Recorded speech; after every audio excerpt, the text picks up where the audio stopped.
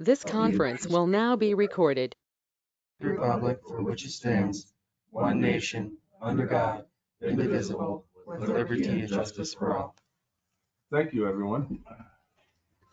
I think that's probably the most important part of our meeting. Yes. Today is the Marine Corps birthday, 247 years. Happy 247. Yes, sir. Very honored person to have with us for the birthday. Is that a Navy brand? Is that a Navy brand? It's a department of the Navy. Department of the Navy, yes it is. But they used to call it the men's It's department. part of the U.S. Naval Service. Marine friends, anyway. All right. The agenda, we have one change. We're going to add the extension MOU to the bottom of our board discussion and action today. And there is no ambulance agreement. I have not received that yet. So that's the other thing. Anything else from anyone as far as the agenda today? Move to approve with the modification. Second. All those in favor say aye. Aye. Opposed, same sign. And congratulations to Eric Jennings, who has joined us, our commissioner-elect. Congratulations, Eric. Congratulations, Brandon. Congratulations, Brandon and Richard. Commissioner Flanagan is joining us by internet. And Senator Diver. Yes. Congratulations. Yeah, I see you won. I see you won. Got Any more than one conflicts? vote. Anybody have conflicts with anything on the agenda I today? have two. Okay, which ones? Under planning and zoning, items 5 and 6. 5 and 6. You gonna stay in the room or? Yeah, I'll not be vote active in? in the board, but I'll be here for questions. Thank should you. they arise. Anyone else? See none, we'll move on from there. Auditor's account with the treasurer. This is as of October 31st, 2022. Total amount of deposits in the banks is $80,910,719.78. Included in that total are the $5 million that is at Collier's, bank balance of $34,248,298.42. The U.S. Bank account, which is the Public Safety and Services Center building, $39,982,384.58. And the money market, $1,680,036.78. Total amount of actual cash is $1,350. Total amount of checks and drafts in treasurer's possession is $1,275,808. $18,410.97. Petty cash $1,860 for a total of $82,208,149.02. A motion and second on the table. All those in favor say aye. Aye. Aye. Opposed, same sign. Thank you, Brenda. Travel requests. I have none. Okay. Personnel. I have 3 items. I did skip bills. I'll be right back. Sorry, you do the bills. Is Let's that, do the bills real okay. quick. Yeah. I was just testing everybody. You want to? Move to approve as presented. Second. Anyone else have any questions or discussion reference bills? Nothing surprising there. Okay, I'm muted. I'm just gonna ask. I gotta remember we have one person. Yeah, somebody wasn't muted, and so we could hear their background. Are we doing this today? Seeing no Yes. questions, we'll move on. All those in favor say aye. Aye. Opposed, same sign. Bills will be paid. Now we'll move on to personnel. Okay. I can cover that one. Okay, we have a planning and zoning board member. We had a board member resign. So Julie Stone has resigned. Her term was going to end at the end of the year. And Megan Byram has submitted a resume. And so there would be a proposal that you would appoint Megan Byram to fill out the balance of Julie's term, which would be one meeting in December. And then theoretically, her name would be on the list amongst any others to be reappointed by you in January. Move to appoint Megan Byram to finish out the 2022 term of Julie Stone. Second. Motion and second. Anyone have questions or discussion in reference to the motion? Seeing none, all those in favor say aye. Aye. Opposed, same sign. She will fill in. And then at some point, I'm assuming because the appointment will be after that. In If she's January. interested, she If might go to she's one interested. meeting and say You may not adios. want to stay. And then we have a Brownsville Volunteer Fire Department member that we need to approve for insurance purposes, Chad Dean Anderson.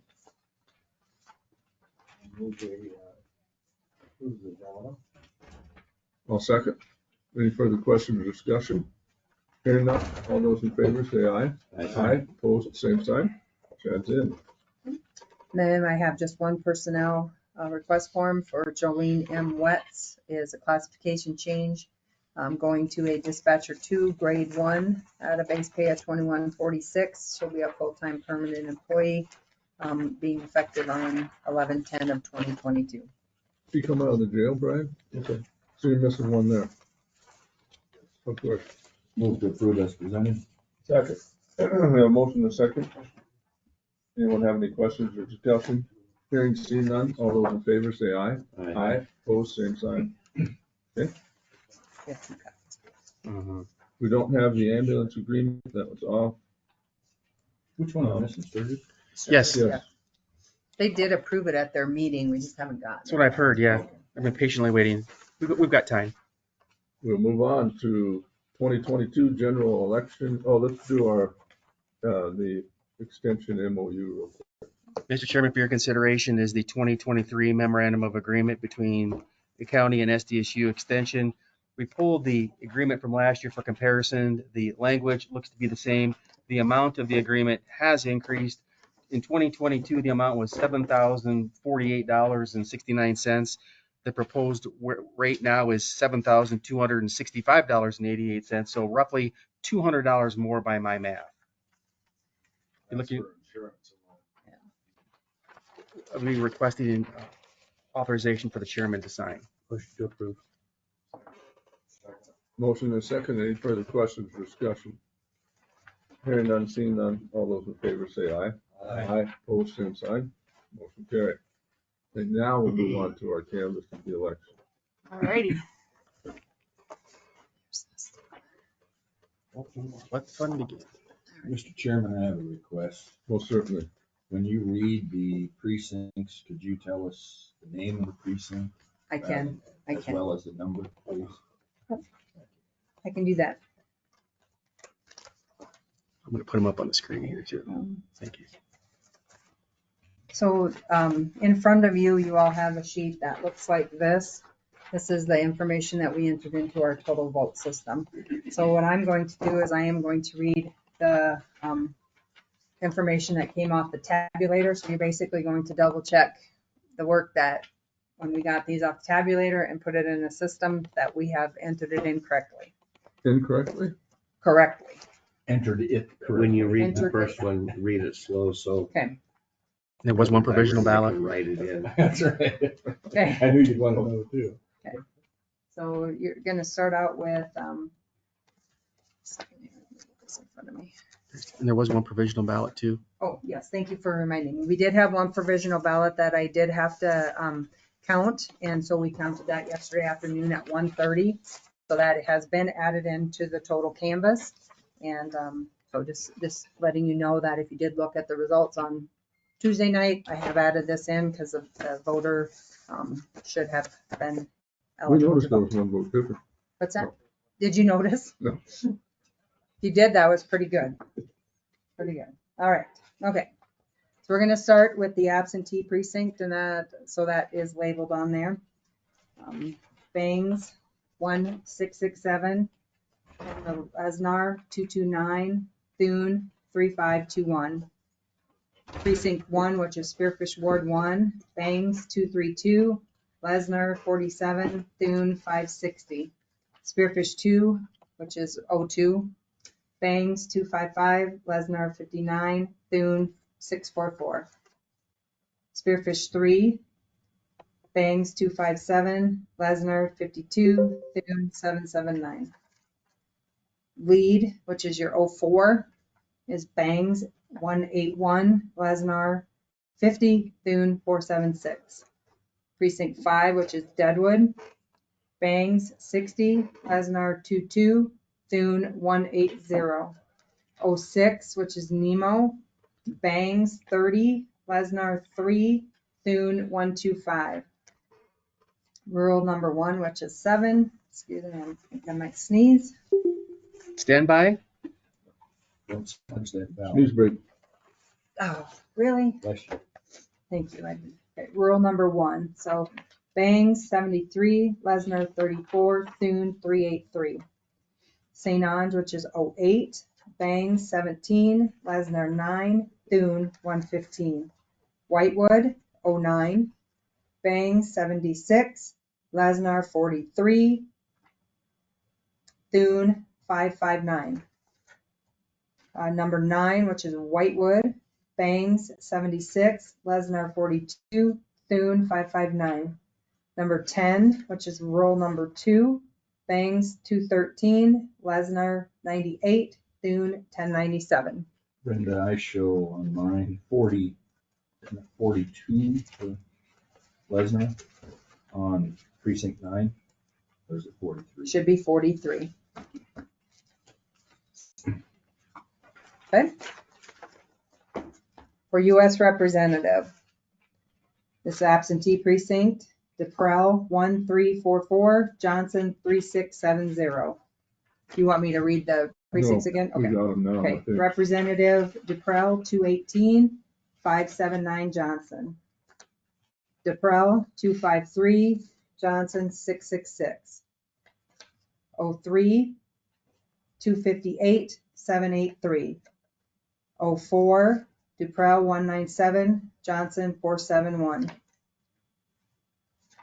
DePrell 79, 172. That's 05, sorry. 06, DePrell 32, Johnson 121. 07, DePrell 108, Johnson 367. 08, DePrell 47, Johnson 103. 09, DePrell 179, Johnson 488. 09, 178, 488.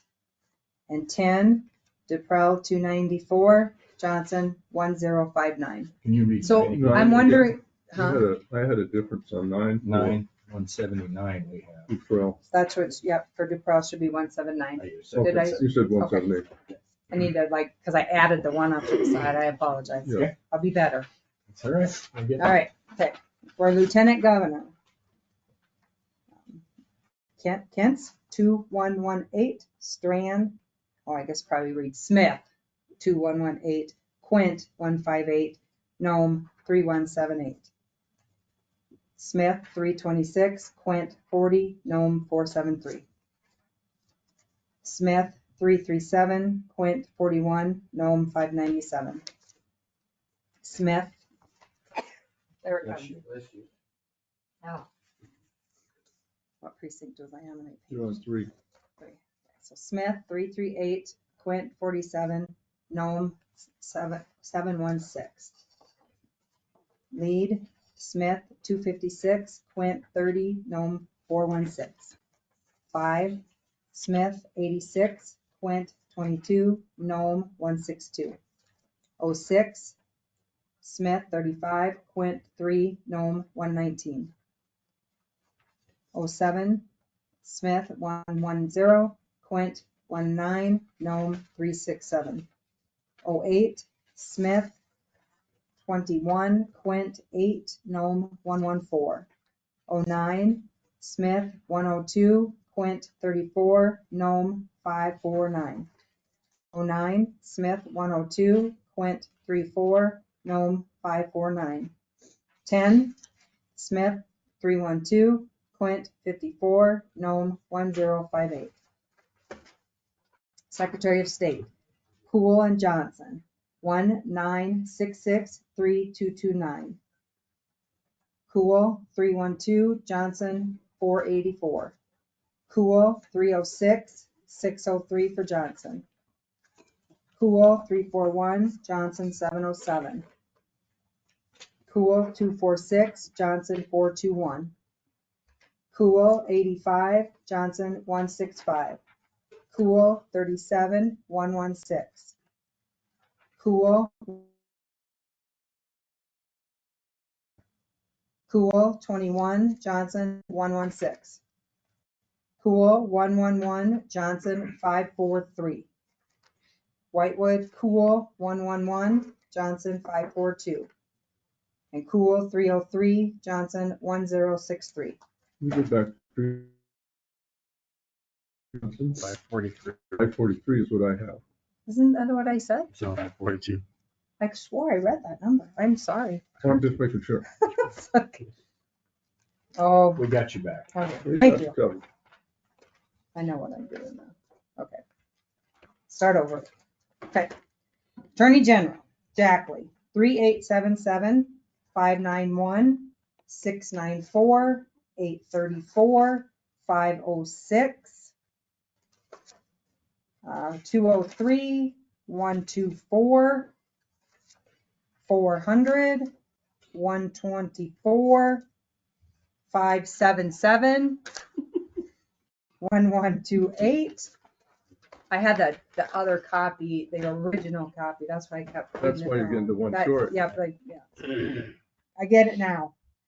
The light has come on. State Auditor, Marty Meyer and Satgas, 1793 258 3194. Marty Meyer Satgas, 257 72472. 269 71571. 289 70678. 205 68394. 8030144. 33 6 113. 89 39 340. 21 9 110. 74 63 510. 252 94 1018. This goes to show you that your vote counts. Yes, it does. State Treasurer Cunningham and Hayter, 1869 3338. 276 505. 290 603. 305 721. 226 429. 79 166. 33 118. 104 361. 24 113. 93 552. And 273 1076. For Commissioners of School and Public Lands, Azure and Greenfield, 1871 3233. 281 499. 290 594.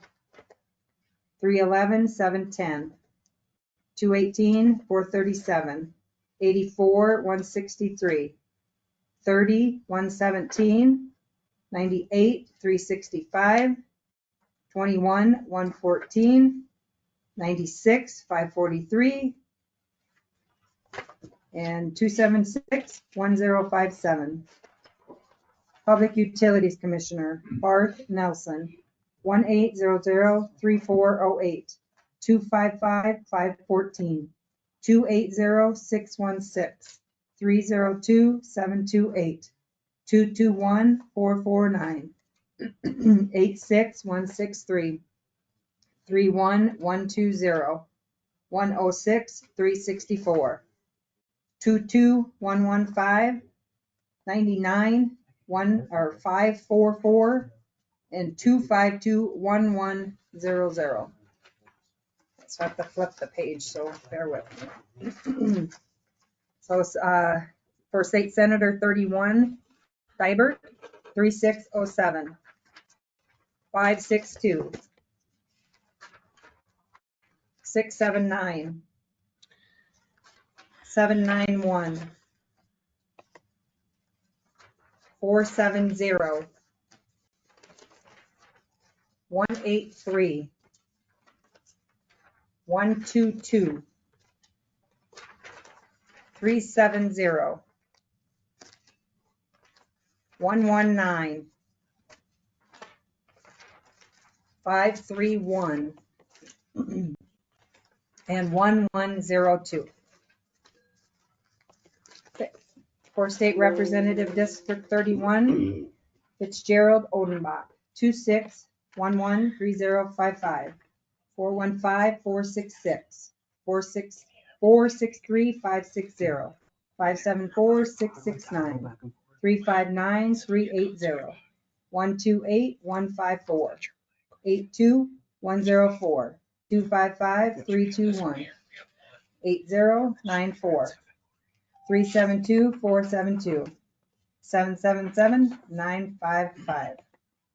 County Commissioner at Large, Smith, Jennings, Flanagan, Sleek, 2065-2956-3019-2830, 309-402-427-409, 309-483-516-468, 335-591-618-577, 269-325-363-307, 97-127-151-125, 41-99-97-95, 119-295-307-283, 23-114-90-105, 121-440-437-426, 328-909-861-857.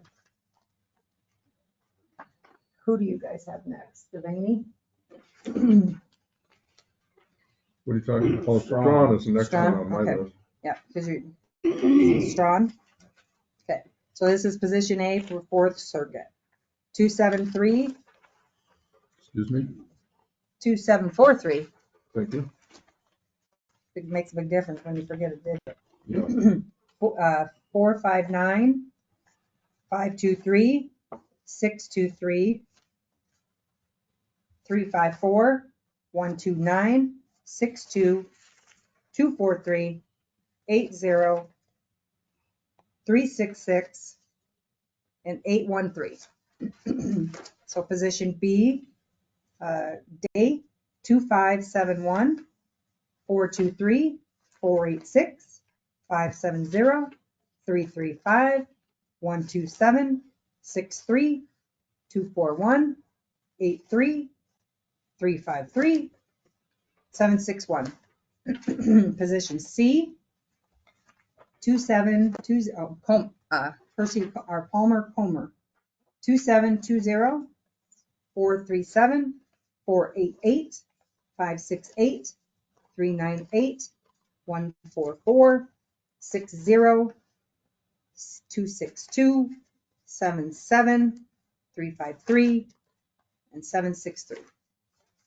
Position D, Hogg, Callahan, Tomac, Fitzgerald, Natbig, 390, 710, 345, 1822, 640, 57, 105, 56, 255, 143, 50, 121, 63, 332, 144, 58, 133, 59, 358, 165, 70, 93, 41, 251, 50, 18, 25, 16, 101, 44, 13, 7, 5, 45, 17, 47, 68, 30, 139, 53, 4, 15, 6, 68, 26, 68, 64, 39, 212, 115, 54, 186, 74,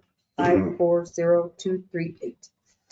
And then do you guys go back up to Devaney then? Yeah. Okay. Yep. Devaney, yes, no. 3547, 1021. 514, 157. 590, 191. 690, 190. 456, 143. 177, 46. 9730. 33375, 9629, 454 111, 954 248. Salter, yes, no. Mhm. Okay, 3553 983, 508 158, 581 197, 688 191, 449 150, 17050. 9730. 31, 31. 9731. What did I say? 30. 30? That provisional ballot again? It says, Provisional no, ballot. it says 31, sorry. 33969. 9829. 442120. 940252. So now should be cuts to Amendment D. Yes, no. 3154 2233. 476 354. 588 374.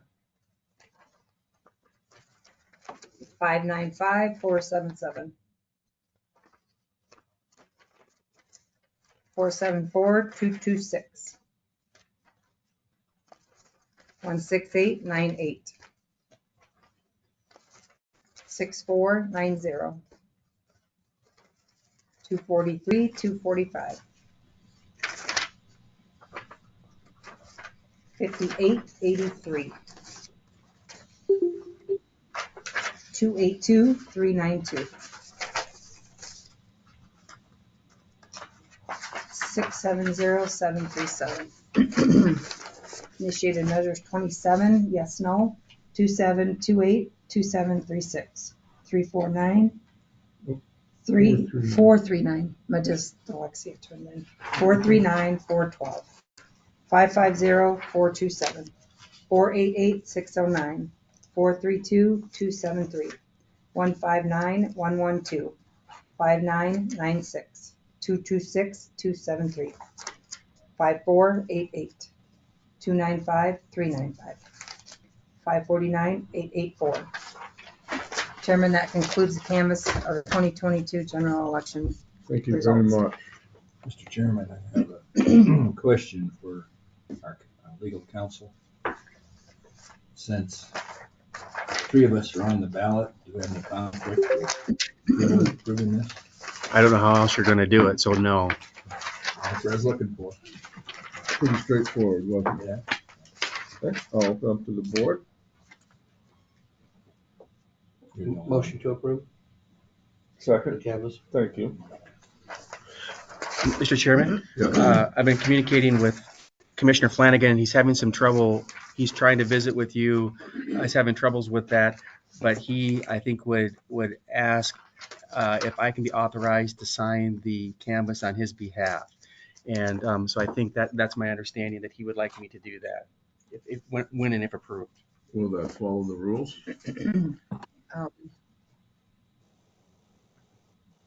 Do you need to have his signature? I can just, I do have to have a signature. I think what we've done in the past is he signed it. I emailed it to him and then he signed it. I'm going to call And him. then I just had attached it. Can you That's it. hear me? Yep, Yes. I can hear you now. We can hear you now, Brandon. Okay. I was off and then back on again, so I'm here. Okay. I will try to stop in tomorrow or Okay, late this afternoon. that would be perfect. Thanks, Brandon. Okay, so everybody understands he'll be able to sign it later today, and he'll be able to do it for himself. Did you call for the vote yet? I have not. Any further questions or discussion? Hearing seen none, all those in favor of the motion say aye. Aye. Opposed, same sign. Motion carries. Each of us has to sign these. There's 3 copies. There's 3 copies, so I'll begin that and we'll pass it on. And at this point, Thank you all very much. yeah, Mr. Chairman, I'd just like to say that I thought the auditor and their staff and the volunteers did a wonderful job. It's just a Yep. difficult time. so. Mr. Chairman, if I can, I was an observer, a third-party observer to all that, and I think this election was the most challenging that I've ever seen. Brenda and her staff have dealt with a lot of extra issues involved with this election that took time away from the election itself, their normal duties, and added, just additional time and effort. And just did an extraordinary job. Always concerned foremost about election integrity. Her staff is well trained, very professional, high regard for the job that they do. Thank you. very well also. Very well said. Very well said. We're going to take a 5-minute break. If you're listening at home, I'm going to mute it now until we start again.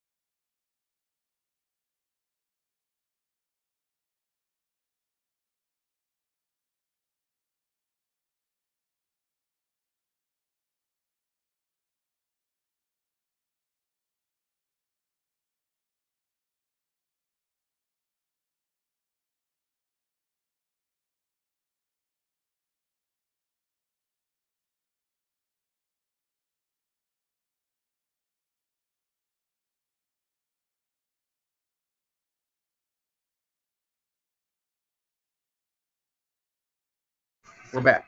All right, and this is a little late, but we do have a public hearing that was supposed to occur at 8:15. Took us a little longer than normal. Sorry. Brenda, if you'll run us, it wasn't your fault. It was Bob's fault. Blame it on the fat kid. Hey, watch it. Yeah. I outweigh you. Okay, this is a public hearing, so anyone here in the public, if you'd like to make a comment, I'll ask you to stand, state your name and address, tell us what your feelings are, and then we'll move back to the board. So we'll open it up with Brenda so she can explain what our public hearing is about. This is a time and place set for a supplemental budget hearing for the Impact and Economic Diversification Fund severance tax, $50,000. This was to be money set aside to be for the forest plan revision to be sent to Black Hills Council of Local Governments, who will be administering this project. And this is just basically giving me authority to write a check for however much you guys decide once this is passed. So that's what this is for. Okay, anyone present, Mr. Dr. Alka? Before you discuss that, Mr. Chairman, so Brenda, this does not automatically authorize you to send the money today. There is another step that's involved. You're just setting it up for the time and the place when the check, if it is ever written. Thank you. It's moving the money from one fund to the other fund where you can. No, but it's, the money is there. It's Yeah. just giving me the authority to Yes. spend it. Is this on the interest part only? Yes. Yes, Okay, thank you. this is the interest only. Anyone from the public who would like to speak? Seeing none, I'll close the public hearing, move it back to the board. Anyone have any questions or discussion? Motion to approve. Second. Okay, we have a motion and a second. No further questions or discussion. Seeing none, all those in favor say aye. Aye. Opposed, same sign. Thank you very much. Okay. We'll move on to Brian Dean. Good morning. Good morning, Brian. Put me in our table.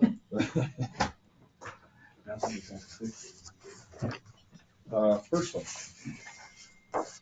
I have not had opportunity to speak with our auditor in regards to this issue, but I need to get this on your radar as soon as I can. I have sent word to our auditor by way of Dr. Alka. But we received information here just a couple of days ago from the bid Junix? awarder, the bid award, Junix, that they will not be able to get our 22 vehicles, our 2022 vehicles this year. So we're gonna have to deal with that budgetarily, and I'll be having given time to come up with the exact figure. I know it's approximately $156,740 that we're gonna need to try to address, so I'll be presenting you the request after having talked to the Mr. auditor. Alka. I talked to the auditor yesterday. I know she's busy writing, so maybe I can explain. So I think the consequence of that is if the funds aren't spent this year, they would roll over back into the general fund. And next year, when you're ready, then you'd have to do a budget supplement for that amount and for the new, well, you've got money budgeted for the 2023 vehicles. I don't understand that. Can we do anything now? Do we have to have a public hearing for that supplemental move? Yep. Unfortunately, you do. Have to give notice, I think twice, and the second notice can be no sooner than 10 days before or however that goes. So I don't think you can get out ahead of it. It's a wrinkle, but The funds are there. you will have to deal with it. And I might add, this is at no fault of the person who was awarded or the company that was awarded the bid. It's just part of what we're all experiencing. Mr. Chairman, if I may, Most certainly. someone is listening online. Mike, I see you online. Mike Zackemeyer, can you mute your microphone for us, please? Yes, I will. Thank you. Thank you, Mike. Okay, continue. The next issue, I believe it is a true statement to say that all construction projects have a denominator. And that denominator would be that there are going to be issues or adjustments that need to be made along the process of construction. And that reality is exactly why we have built into our budget contingency amounts to deal with those adjustments as they come up. Quite clearly, everybody hopes that those adjustments for issues are in smaller amounts, so that you can keep everything on budget. But certainly one can anticipate in a $52 million building that some bigger issues are going to come up. Such is the case that I offer to you now as dialogue, and for that purpose, we'd like to give some explanation in the interest of full transparency. This particular issue started out as a larger problem. Specifically, the issue that I'm referencing is in, and I will phrase it one way, but you'll have opportunities to ask questions as we move forward. But it was in specifically a building code, somewhat unique to Deadwood, that was missed, and it involves, by my language, a fire retardant necessity. The cost to add that requirement into the project was approximately $300,000. Your committee, working with Elevatus and RCS and their subcontractors, have been able to largely mitigate that amount. We are at present somewhere in the neighborhood of 50 to 60,000. Of course, we do have that exact number, but I don't have it in front of me right now. So, depending on how you look at things, I think a $60,000 issue is still large, but it's not as bad as what we had started off with. I believe that this was unfortunate, but yet problems do arise, and we have vetted this issue, I would say, and correct me if I'm wrong, Doc, but from a legal perspective, we have vetted this from a professional perspective, and speaking with Mr. Williams through this process, and we feel confident that the direction that we need to go is quite clear. What, in short, we were faced with was either the decision to add a product to meet the code, or to build a wall that would in fact turn one building into two different buildings. This in and of itself is not uncommon, as it was explained to me by Mr. Williams. And so we chose the latter because that is the cheaper way to go. There were some other cost-saving opportunities that we discovered. I would take you back just briefly to the value-added engineering process that we had gone through to bring our costs down. You had heard from both Mr. Alka and I that process would never stop. We will continue to look for cost-saving opportunities as we move forward.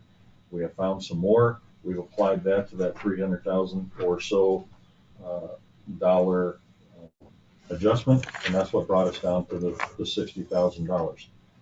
The caveat in moving forward, however, is I've asked Elevatus to provide us with a new rendering of the building. I think that is a fair adjustment on their part.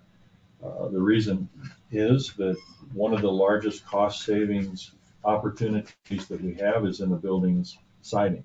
That cost saving comes at somewhere in the neighborhood of $120,000. That might be a low bar, but that's the number that we have at this point. And it would aesthetically, in my understanding, still be quite an attractive building as buildings go, but yet it would be an all metal type building. And I feel that the only fair way to move forward is to have that rendering so that our Board of Commissioners knows exactly what it is that they're purchasing. With that, I would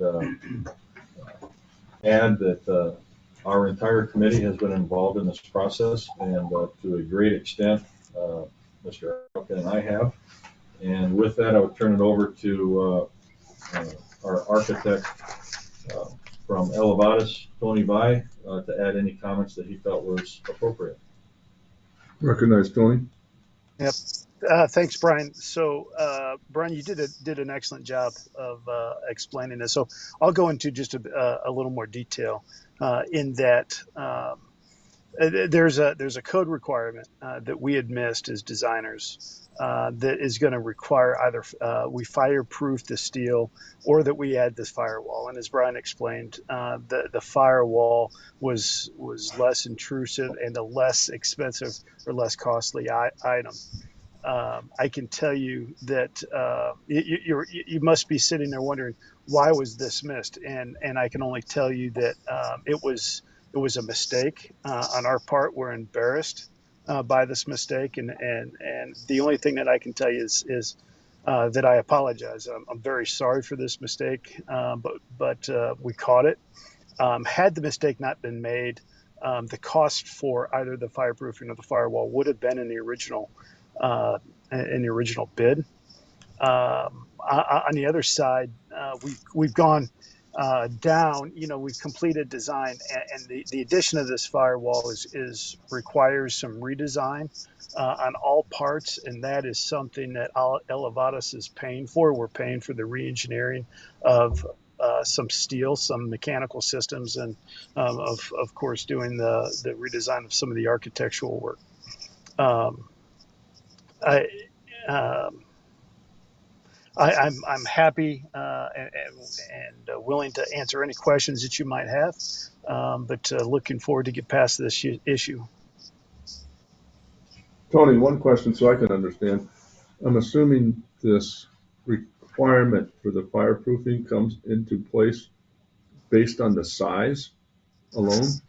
Yeah, not Okay, so alone. that's why the, Yeah, so it's a combination of what the building is being used for and the size. And to not try to get into the weeds too much, every building that you ever design and build, the code looks at it from a couple different ways. One, what's it being used for? Is it a business occupancy where people know their way around the building and they know how to get out?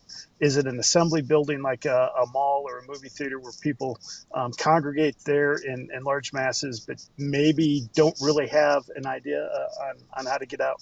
Or is it in our instance, a jail where people they're actually detained and they can't take their own life-saving futures in their own hands and get out of the building themselves. They have to rely on process and procedures in place. The code takes all of those kinds of things into account, and from there, they tell you, they dictate what kind of construction it ought to be, if it should be fire rated, if it should be sprinkled, and how big it can be, as well as how many stories. So that is kind of a long-winded answer to say, yeah, you're exactly right. It's a part of how big the building is and what it's being used for. okay. So by adding this wall, we've broken it down and gone under the minimum to require this. We have so we've taken this particular design and building is really made up of two different occupancies. A B occupancy, which is business, that'll be the administrative side, and the other one is an I3 occupancy, which is the detention side. What we've done is we've added a firewall that's breaking up that I3 occupancy, and the way the code sees that is now that's really two separate I3 buildings put together.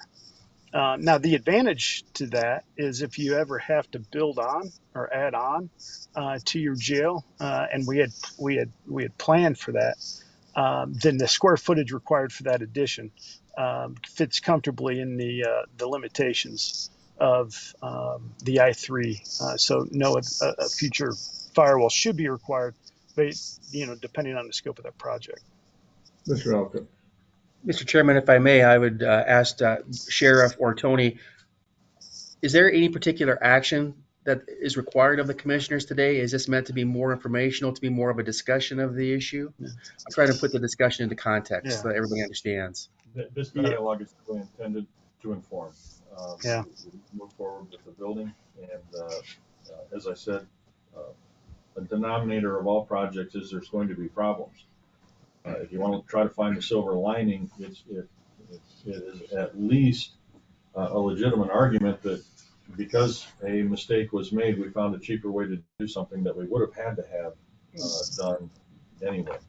Also, we all know this, but I think it merits mentioning that in any relationship, business or personal, most commonly that relationship is defined by how you get through problems. And we can anticipate there will be more problems. On the back of this issue, I will say I'm happy with Alavatis's willingness to expose it. I'm happy with their willingness to own it in the sense that there were significant redrawings of certain HVAC systems. Alavatis took it upon themselves. I never asked them to. I would have, but I didn't have to because they volunteered to make those concessions on their own. So I think that we are well suited to move forward. And yet, that having been said, because this started off as such a large issue, Dr. Alka and I, as well as the other committee members, felt that our board needed to know. Okay. I look at this individual. I'm not trying to take anybody else's time or questions away, but the taxpayers are the ones that are left holding this, in my view, because we have to pay. It was not our mistake, but now we're asking them to pay. What contingency budget is this going to come out of, and how much? Soft costs. So we're going to take it all out of soft costs. Okay. Which built within what was already budgeted is a contingency for issues. Yeah, I understand that, and I know it was there, but it also takes away of our ability to provide some of those things we might have to provide at the same time. There's no debate there. Okay, Mr. Geiger. Well, part of the soft cost is the contingency. Yes. But yet it's a difficult situation. But I'm looking at the October 19th summary from Bob Conway. And there's a meeting, the next meeting is the 15th of November. And so if you go to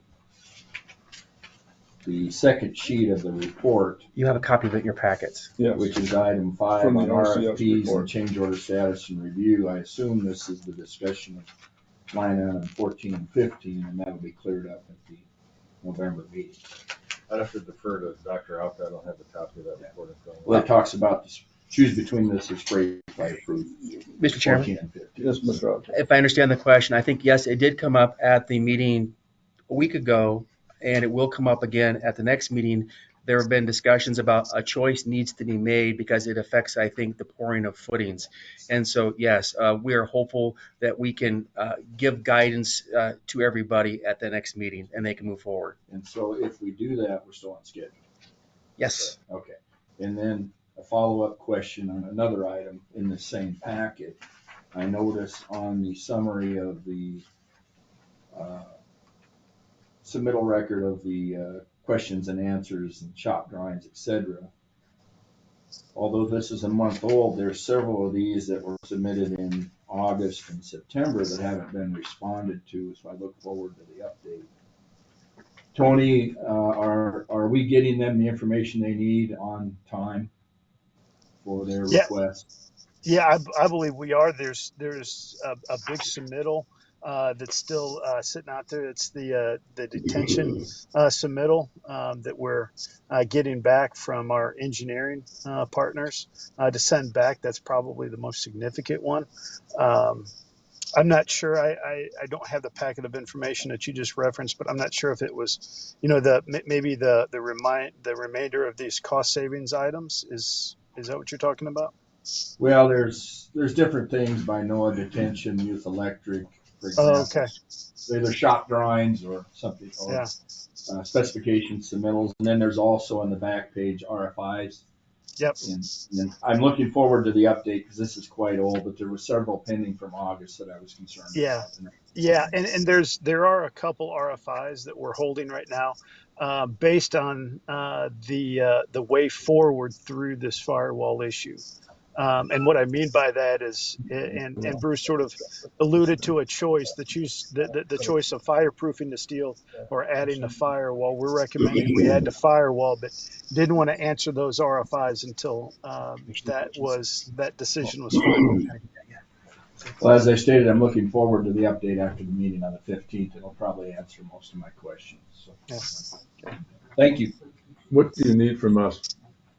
We would, as having been appointed by this commission, Dr. Ock and I, as the owner's rep, would recommend, unless we hear otherwise from the board, that we move forward with the firewall.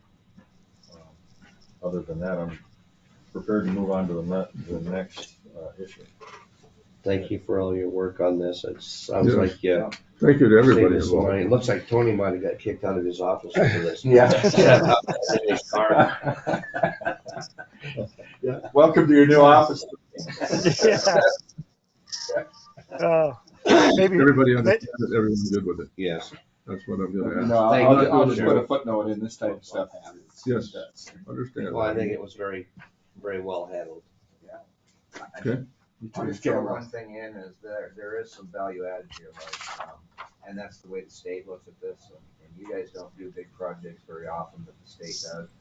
And they have a method of evaluating these kind of things that come up, which they do on all projects, and they look at it as value added. So as Tony mentioned, the fact that you split the building in half allows you some value in the future to not have to do some construction things if you wanted to add on.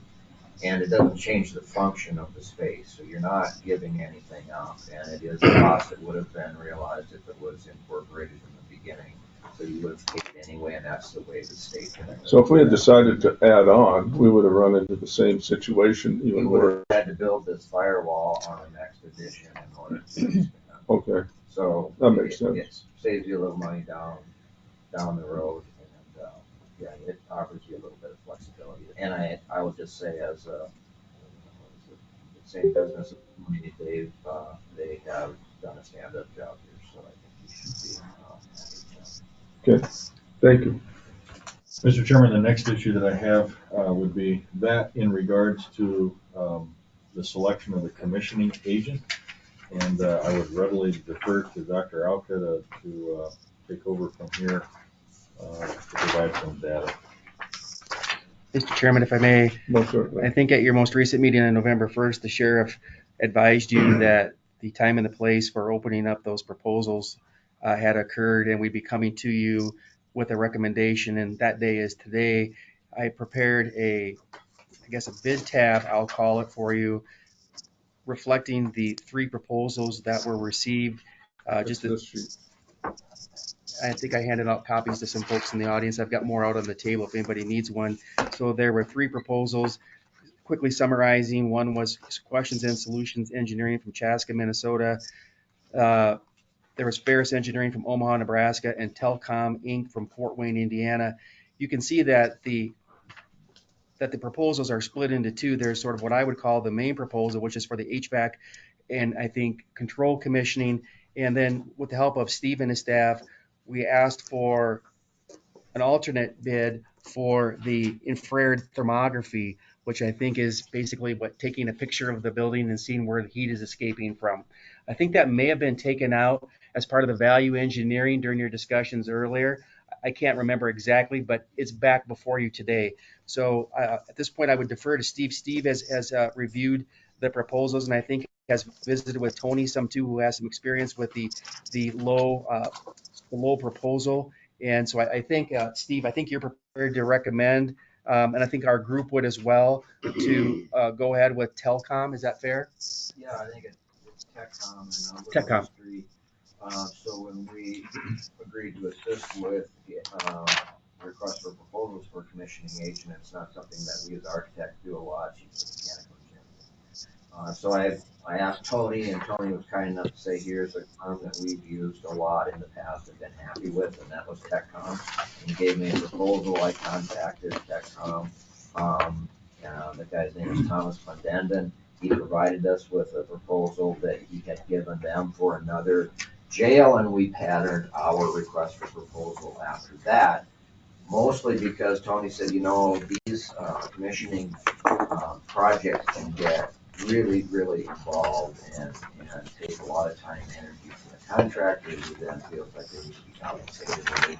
We just simply want to have a third party looking over the project and looking over these compensations. So anyway, we patterned it after theirs.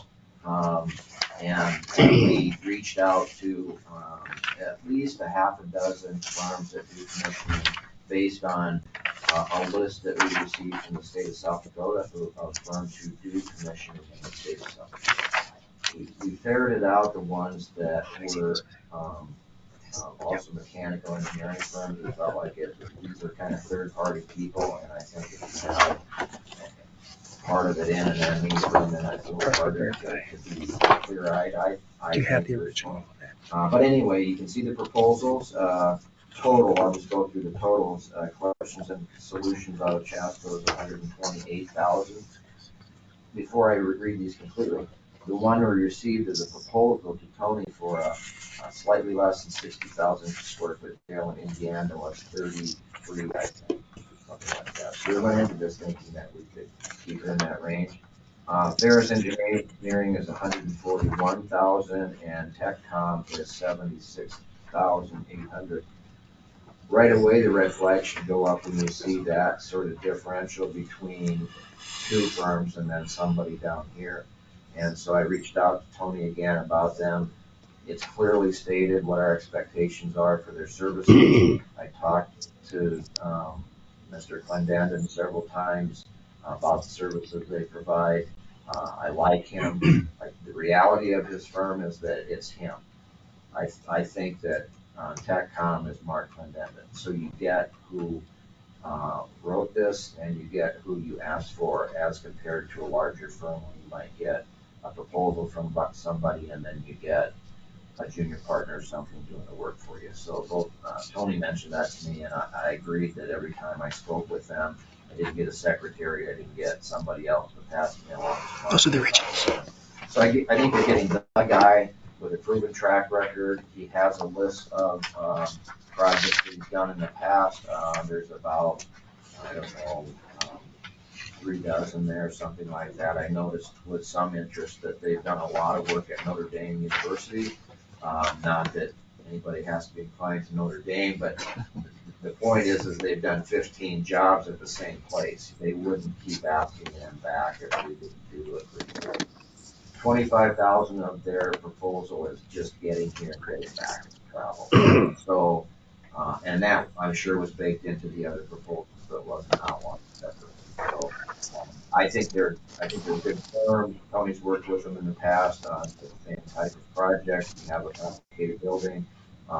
Particularly from a controls perspective, I think they bring value, and I think it would be wise to go ahead and hire them to do that project. What Tony mentioned is that part of the real value they bring is before they start building and putting the whole mechanical system together. They look over the document. They try to see if there's anything there that they've seen in the past that might represent a concern and try to head those off at the pass, rather than having the system done and then trying to make it work when something could have been done before that. So I would suggest that you move forward with the commissioning and with TechCom. That's my opinion. Mr. Alka. Steve, do you have a recommendation for the commissioners regarding the alternate for the infrared thermography? Infrared? Yeah. Yeah. You know, there are a lot of corners and niches in a building, and for the architect to be able to be there and know that they put it all together well and there aren't some leaks, then that's a lot to ask. The infrared photography actually is more of a psychological process than maybe it is an actual process. If they know that you're going to come around and shoot the building with an infrared camera after you're done, and the contractor's responsible to go back and tighten those places up, they might pay a little more attention in the process. Mr. Dybert. Well, there's a couple concerns I had, and I just got the fee quotation. They say in here that they're gonna have basically 7 trips, 6 physical trips for the HVAC commissioning and 1 for the infrared scan. Is that an adequate number of trips, do you believe? The infrared scan will have to be sometime after it's close to being done, and they really need to do it when there's a temperature difference. Either it's hotter than heck out and cool in the building, or vice versa. So yeah, I think so. Will the 6 trips be enough for the HVAC? Yes, but In the proposal, they also talk about doing Zoom meetings because they will be present in the construction meetings via long distance. So it's not like they're only going to show up 6 times. So, Okay, and then they say additional trips will be charged at approximately $3,500 a trip. So with that 24,500 in travel, I see that as a not to exceed, T&M not to exceed. So if additional trips are required, we won't be charged? no, I think you will be charged, but I think that it would be on them to say this is why we think we need to make another trip and justify it and rationalize it. I think the reason they do that, I read through a lot of these, is that they don't have control over the construction of those systems. So somebody could do something completely out there, and it would take them more time to address it than if it was just kind of going along swimmingly.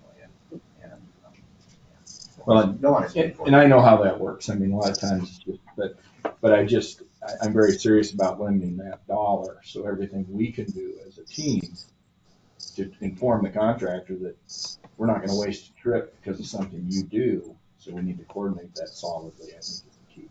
These guys create a process that integrates them in with the general contractor and the subcontractor so that they're all aware of what the commissioning agent is going to be looking for and the kind of testing he's going to do and the sort of inspections that he's going to make so that they know there's this other entity out there.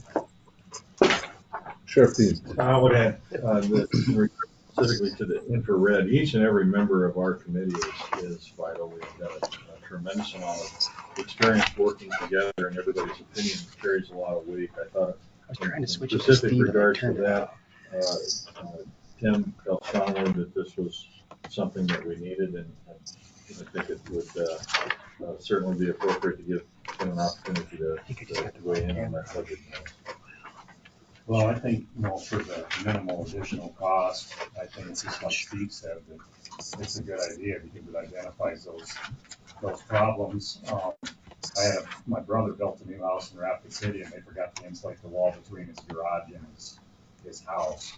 And that would have been caught, obviously a smaller scale. I think for the limited extra cost, I think it's totally worth getting that infrared done.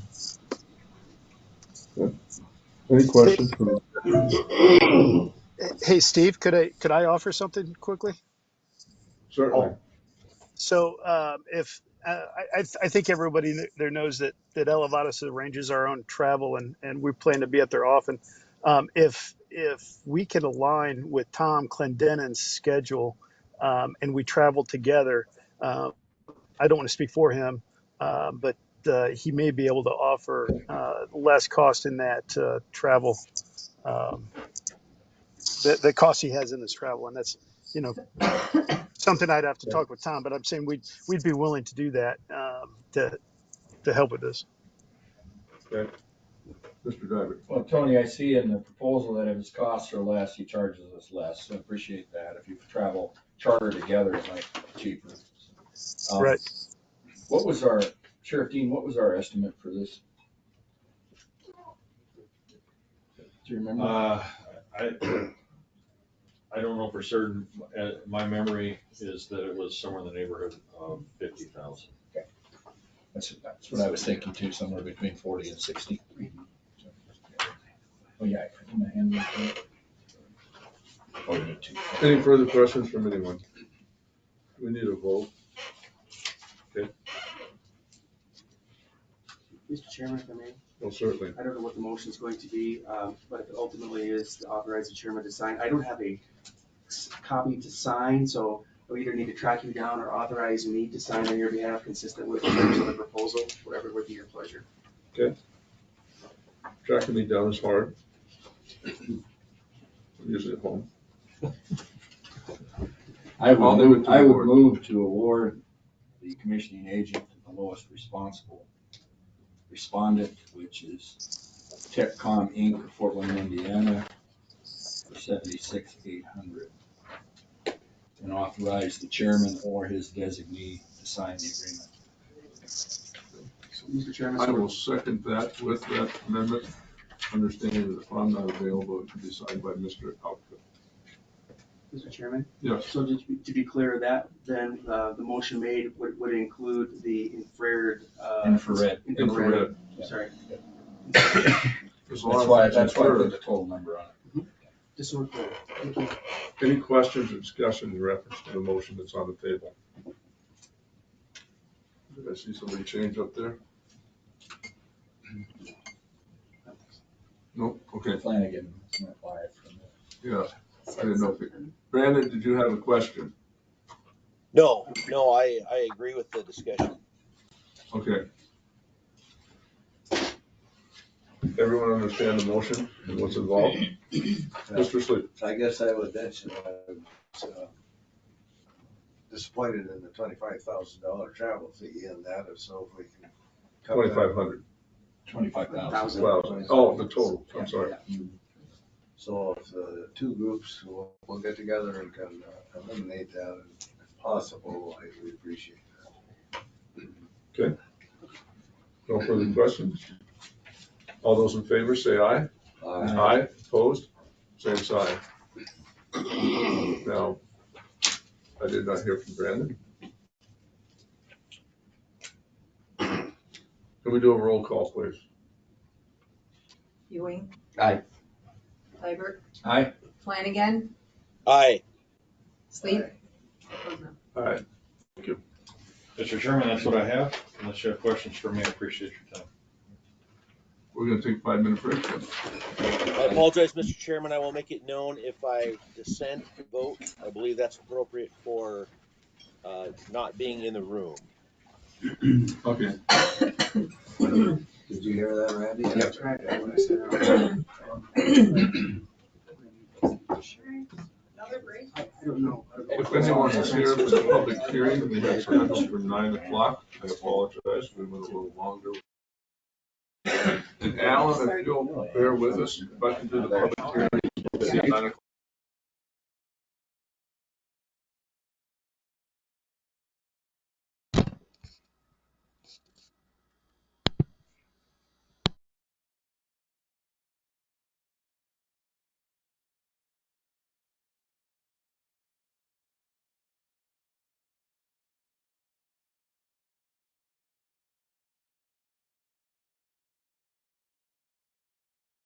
Everybody that's listening online, Paul and Mike and anybody else, Jackie, we've lost our video, and so we're going to stop the meeting and then restart it again.